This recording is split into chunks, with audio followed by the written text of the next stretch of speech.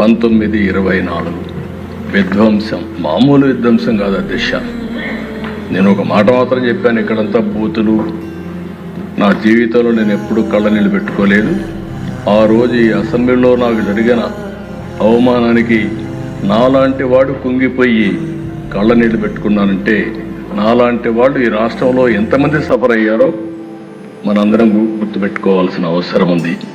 ఆడ బిడ్డల్ని ఎక్కడికక్కడ అనూహ్యంగా ఇష్టానుసారంగా మాట్లాడే పరిస్థితి. కడాను నాకు నోటీస్ ఇవ్వకుండా నన్నే అరెస్ట్ చేయడు.